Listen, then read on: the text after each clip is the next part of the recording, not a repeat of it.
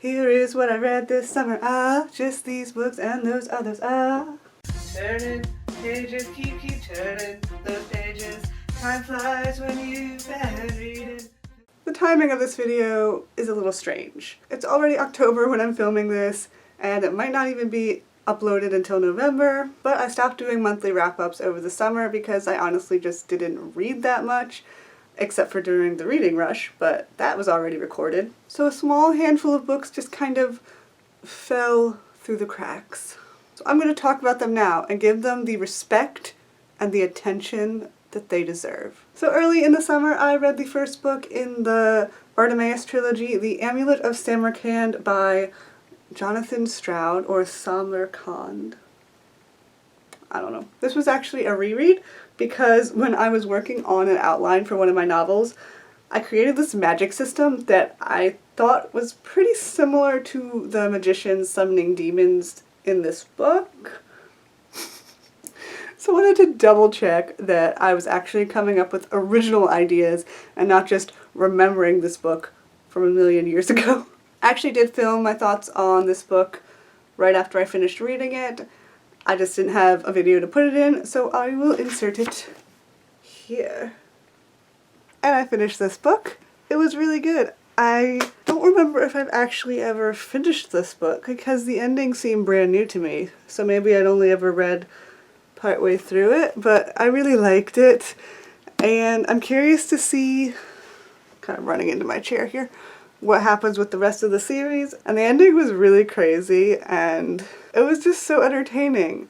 I generally prefer Bartimaeus's point of views to Nathaniel's because Bartimaeus is just so clever and Nathaniel's kind of, he's alright, but he's not really the best. Like, I'm not sure I like him that much. He doesn't, I don't know that much about his personality, to be honest. He's like kind of self-involved and impulsive. I mean, he's 12, but like he has more power than a 12-year-old probably should. So I'm curious to see how this develops later on in the series. Wasn't that delightful? Next, I read Tonight the Streets Are Ours by Layla Sales. I found this at the Dollar Tree, of all places. The spine caught my attention. The cover is just beautiful. I love the colors. This is a coming-of-age story about a girl who discovers a boy's blog and becomes fascinated by him and ends up taking a trip to New York to meet him in person. But it's so much more than that.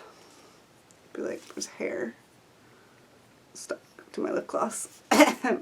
Get that situated. It's also about her relationship with her best friend and her family, and about self-awareness and self-discovery. The writing was so good that I couldn't put it down. And even though it doesn't sound funny from my descriptions, there were a ton of just surprising comedic moments.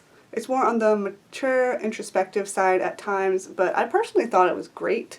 And I really liked the overall message that the book was trying to tell. I don't want to tell you the message, though, because it might spoil the journey for you. This is the author of This Song Will Save Your Life, and I've actually heard a lot about that book, and now I really want to read it. Then I read The Lifeboat Clique by Kathy Parks.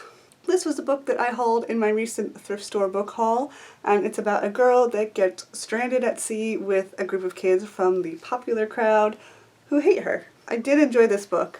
I really liked the beginning. I thought the main character's voice was really funny, but the direction it went in surprised me, and not in the best way. Without spoiling what happens, it kind of just went in a dark direction that I wasn't expecting, even though it does say, what does it say?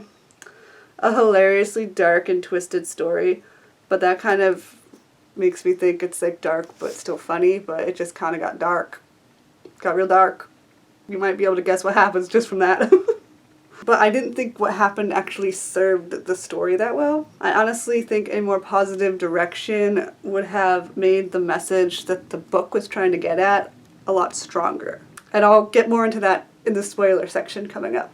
I also read Book 4 in Morganville Vampires, The Feast of Fools, but I'm going to talk about that in a different video. As I've said, I'm doing a video on the Morganville Vampire series, coming whenever I read all 16 books. So I actually finished filming and put all my lights away and everything, But I forgot to mention that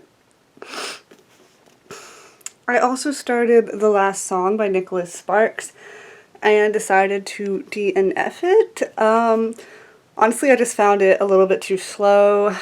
It was taking forever to get started. Like, I was on a page 120, and the two love interests, Miley Cyrus and Liam Hemsworth, interacted like twice.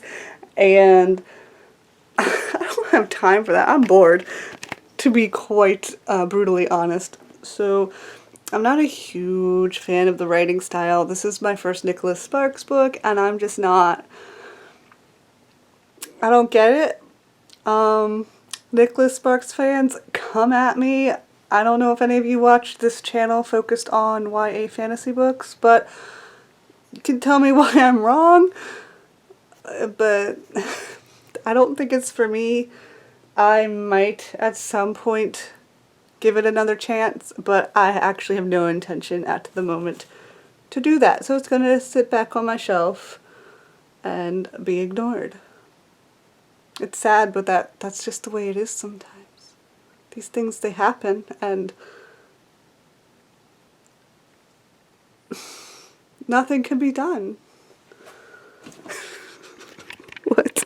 I can never decide whether to keep these wrap-up videos spoiler-free to make them more accessible to everyone who hasn't read all the books, or to really talk about the books and be able to get into the specifics of essentially explaining my opinion and just like discussing them. So I've decided that I can actually have a spoiler section at the end of the video where I can talk spoilers of the books that I feel like talking spoilers about. Here I'll explain my points better for the people who've actually read the book or who don't really care about spoilers. So that all that being said, if you don't want to hear any spoilers, you can just stop the video right here. Thank you so much for watching, and I'll see you next time.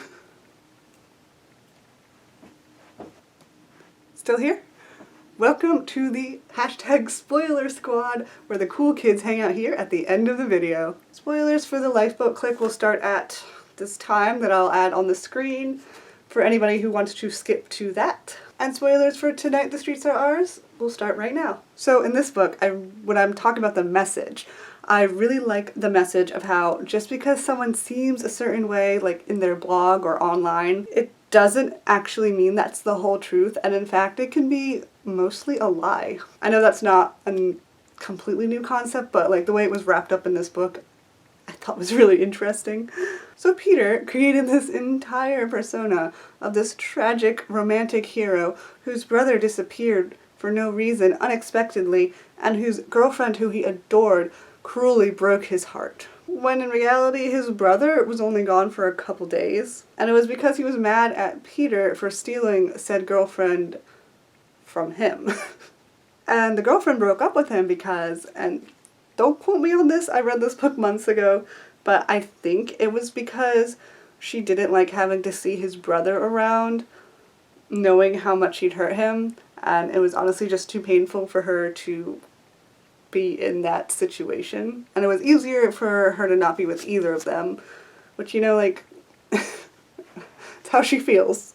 So, and they also had other problems in the relationship that just weren't mentioned in the blog. It also turned out that Peter was kind of arrogant and self-important, which, considering the persona he created, you can see why. He had lots of adoring fans talking about how great he was all the time, and I think it got to his head a little bit. I also really liked that Arden, the main character, learned that there was a lot more going on with her mom than she even realized, and coming to terms with the fact that all people are flawed human beings who can make mistakes, herself included. But yeah, it was really good. And now for the spoilers on The Lifeboat Click by Kathy Parks. So basically, like, the majority of the characters die. I'm not going to name names because that's actually not super important. While that might be potentially realistic in their situation, it was honestly just depressing. I thought the story was going to be about the popular kid getting a big old slice of humble pie and realizing there are more important life skills than their petty concerns so that they could go forth and be more grounded and kind human beings. But nope. Most of them die. And it is essentially only about the main character and her bestie who had this falling out reconnecting. And the book tried to have the positive spin that I wanted, that was like kind of the message I just described, but it was so tragic that I was just kind of sad at the end. So I don't know. I'm still like not entirely sure how I feel about this book. Like, I enjoyed reading it, but it's just so sad. And that concludes my spoiler-filled thoughts. Thanks for hanging around, Spoiler Squad. Let me know your thoughts on my thoughts on these books in the comments below, and I will see you next time. Bye!